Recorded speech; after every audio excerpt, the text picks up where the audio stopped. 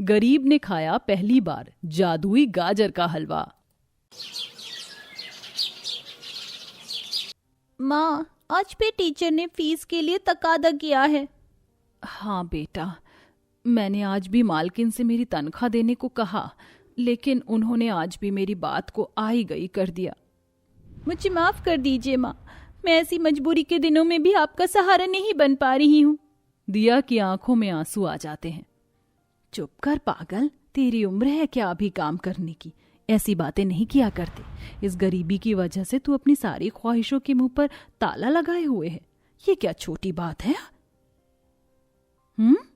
दीपाली का पति Rajesh auto rickshaw चलाया करता था, लेकिन एक दिन एक्सीडेंट होने के कारण वह मोहताज होकर बिस्तर पर पड़ा था। राजेश के यूं अचानक बिस्तर पर पड़ जाने के कारण दीपाली के घर में गरीबी का कहर टूट पड़ा। मालकिन, मुझे दिया के स्कूल की फीस भरनी है, कृपया करके आज मेरी तनख्वाह दे दीजिए। ले दीपाली, तू भी क्या याद रखेगी, आज तेरी तनख्वाह दे ही देती हूँ, ले पकड़। ये क्या मालकिन, ये तो क्या ज्यादा लग रहे हैं, और कम करूं? ये कैसा मजाक है मालकिन, आप ऐसा कैसे कर सकती हैं? और क्या, तुझे नोटों की गड्डी पकड़ा दूं? 2 दिन तू काम पर नहीं आई, पता है उन 2 दिनों में मुझे कितना काम करना पड़ा, इसलिए मैंने तेरी तनख्वाह आधी कर दी। लेकिन मालकिन, ये तो बहुत ही कम है, इससे मैं अपने घर का गुजारा कैसे करूंगी? अब ये तो तू जाने और तेरी औकात जाने, छुट्टी करने से पहले सोचना चाहिए था ना। मालकिन, मेरे बेटे की तबीयत खराब है, ठंड में बुखार से उसका माथा तप रहा है। अब ऐसे में मैं उसे छोड़कर काम पर कैसे आती? ये मेरी सिरदर्दी नहीं है। अगर आगे से छुट्टी ली तो तनख्वाह और कम कर दूंगी। बेचारी दीपाली बिना गलती किए अपनी गलती मानकर अपने होठों को सिले वहां से आ जाती है। माँ, बहुत भूख लगी है, कुछ खाने को दो ना।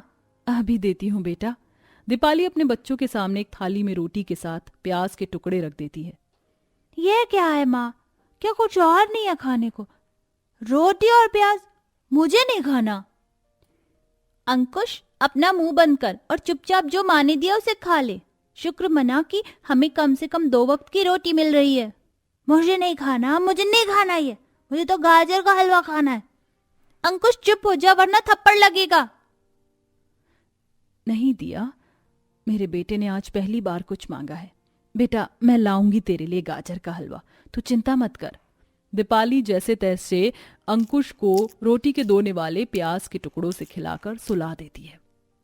हे भगवान, आज पहली बार मेरे बच्चे ने किसी चीज के लिए अपना मुंह खोला है, मुझसे पहली बार किसी चीज की फरमाइश की है। मेरी मदद करो भगवान की मेरे बच्चे की इस छोटी सी ख्वाहिश को पूरा कर सकूं। अपने बेटे अंकुश की ख्वाहिश को ना पूरा करने के ख्वाब से दीपाली का कलेजा कट रहा था। हालातों की मार ने सच में उन्हें जिंदगी के पड़ाव भरे मोड़ पर लाकर छोड़ दिया था। अगली सुबह। मुझे माफ करना दीपाली, मेरी वजह से तुम्हें किन मुश्किलों से गुजरना पड़ रहा है मैं अच्छी तरह से वाकिफ हूँ। कल मैंने अंकुश को गाजर के हलवे की फरमाइश करते हुए देखा। अगर आज मैं ऐसे बिस्तर पर ना पड़ा होता तो अपने बच्चे की इस ख्वाहिश को पूरा कर ही देता। लानत है मुझ पर। ऐसा मत कहिए, हम पर जो बीत रही है उसमें आपका कोई दोष नहीं है। कृपया करके आप ऐसे शब्द मत बोलिए, आपकी इसमें कोई गलती नहीं है। दीपाली इतना कहकर अपने काम पर चली जाती है। माफ कीजिएगा मालकिन, मुझे आपसे कुछ पैसे उधार चाहिए थे। वो क्या है ना कि मेरे बेटे अंकुश ने कल पहली बार मुझसे किसी चीज की ख्वाहिश की है। मैं बस अपने बच्चे की दिल की ख्वाहिश को पूरा करना चाहती हूँ। तेरे बेटे को क्या तेरी औकात पता नहीं है जो ख्वाहिशें कर रहा है? बस मालकिन, अब बहुत हुआ। ज्यादा घमंड है ना आपको अपनी इस बेशुमार दौलत पर। अरे ऐसी अमीरी किस काम की जो किसी गरीब की एक इच्छा ना पूरी कर सके। आपकी ये दौलत आप ही को मुबारक हो। दीपाली इतना कहकर वहां से चली जाती है, लेकिन दीपाली के कानों में अभी भी अपने बेटे के वो शब्द गूंज रहे थे। हे भगवान, मैं आपके आगे मजबूर हूँ, हालात के आगे मजबूर हूँ, मगर मैं किसी इंसान के आगे मजबूर नहीं होना चाहती। मुझे कोई रास्ता दिखाइए। मैं आपसे अपने लिए कुछ नहीं मांग रही हूँ। इस मुश्किल चुनौती भरी परिस्थिति में दीपाली दर बदर भटकती रहती है। तभी उसे एक गाजरों से लदी बग्गी दिखाई देती है। भैया, क्या मैं ये गाजर ले सकती हूँ? ले जाओ बहन, ये तो वैसे भी भेड़ बकरियों को खिलाने के लिए है। शुक्रिया भाई साहब। दीपाली 2-3 गाजरों को लेकर अपने घर लौट आती है। माँ ये क्या, मैंने आपसे गाजर के हलवे को कहा था, गाजरों को नहीं। बेटा मैं इन्हीं से तेरे लिए हलवा बनाऊंगी। सच में माँ, आज तो मैं गाजर का हलवा खाऊंगा। ये अपने बेटे की आंखों में खुशी की चमक देख दीपाली की आंखों में आंसू आ जाते हैं। दीपाली जल्दी से अपने बच्चों के लिए गाजरों को चूल्हे पर रखकर पका देती है। ये क्या है, इसमें तो ना मावा है ना काजू, ये तो सिर्फ पकी हुई गाजर है। ये तो मीठा भी नहीं है, मुझे नहीं खाना ये सड़ा सा हलवा। नहीं बेटा, ऐसा नहीं कहते। खाने पीने की चीजों का अपमान नहीं किया करते। हाँ तो आपने इतना बुरा गाजर का हलवा क्यों बनाया है? अंकुश चुप हो जा, जब देखो माँ से फरमाइश ही करता रहता है। नहीं दिया बेटा, पहली बार तो मेरे बेटे ने कुछ मांगा है और मैं उसे वो दे भी नहीं पा रही हूँ। कैसी माँ हूँ, अपने बच्चों की छोटी सी ख्वाहिशों को पूरा भी नहीं कर सकती। दीपाली इतना कह ही रही थी कि तभी उसके दरवाजे पर कोई दस्तक देता है। अरे बेटा, क्या तेरे पास इस बूढ़ी माँ के लिए कुछ खाने को है? माँ जी, मुझे माफ करना, आज तो मेरे घर में एक वक्त की रोटी भी नहीं है।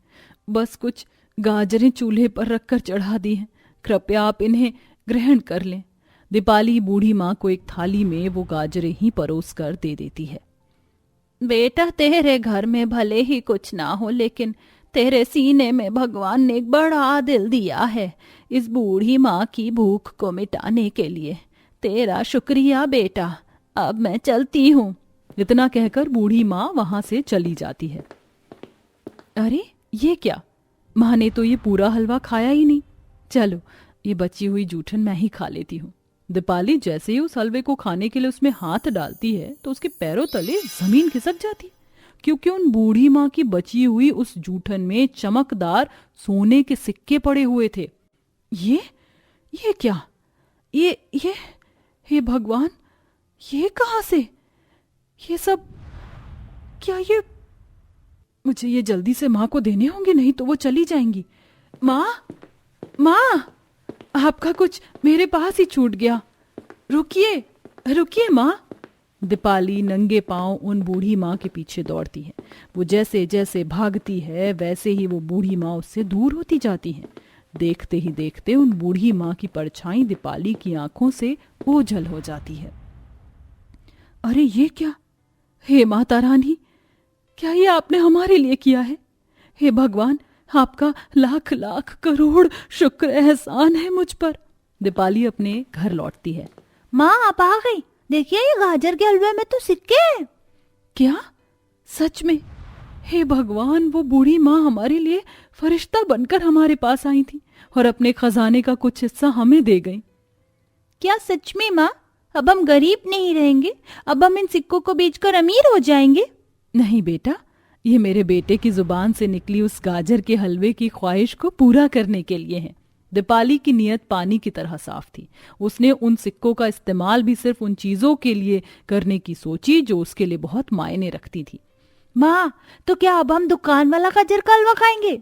हाँ बेटा, हम दुकान वाला गाजर का हलवा खाएंगे। फिर क्या था, दीपाली अपने बेटे के लिए वो गाजर का हलवा लेकर आई और उन सिक्कों को उसने जमीन में दबा दिया। ये सिक्के मेरे लिए अमूल्य हैं, जरूरत पड़ने पर ही मैं इन सिक्कों का इस्तेमाल करूंगी। कुछ ही दिनों में राजेश भी ठीक हो गया और दोबारा से ऑटो चलाने लगा, जिससे उनके हालात सुधर गए।